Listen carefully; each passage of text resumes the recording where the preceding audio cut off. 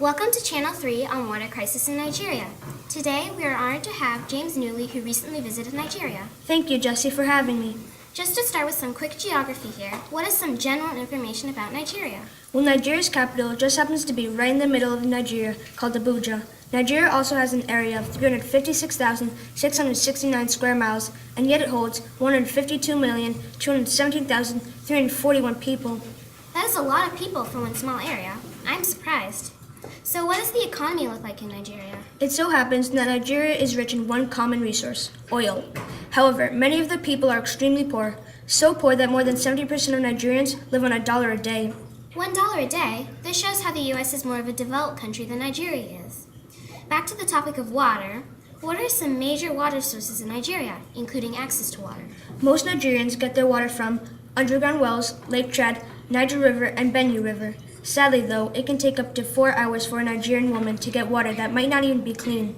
That is awful compared to our fortunate conditions in the U.S., where it would take less than 2 minutes to access filtered and purified water from a sink or water fountain.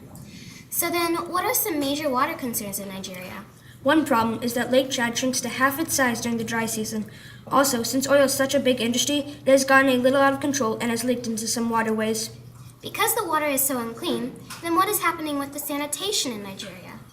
For starters, 68% of Nigeria doesn't have a proper bathroom and washing facilities, which can lead to dangerous consequences. What are some of these dangerous consequences? Besides snakes and spiders, in Nigeria, the leading diseases are guinea worm, contracted by drinking water contaminated by larvae. Also, another is snail fever, contracted by bathing in contaminated water. With such dangerous conditions, no one would expect to live that long, right? Definitely.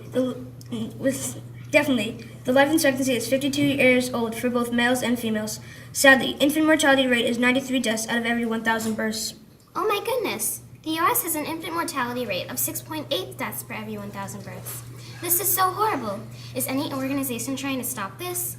And is Nigeria currently working on projects like sanitation and water concerns? One sanitation issue is not having latrines. This leads to human waste lying around in the open and a possibility of touching it. Some side effects include diarrhea and a high fever, so making life-saving latrines is important. Next, they have been building wells to make the walk less dangerous and easier. This allows the woman to sell goods at the market and make a profit for her family. I'm so glad that people are trying to help. Speaking of which, what can the Newton community do to help solve sanitation and water concerns? First, of course, we can donate money to helping organizations build these necessities to help Nigerians live the life that they deserve. And second, we can take time out of our days to volunteer to join organizations to help raise awareness for sanitation and water issues. If we work together with Nigeria and more people become aware, then we can help Nigeria have better and safer sanitation and drinkable water. With that said, I would like to thank James Newley for coming and teaching us about these unfortunate conditions in Nigeria. That concludes this news session on Channel 3. See you soon.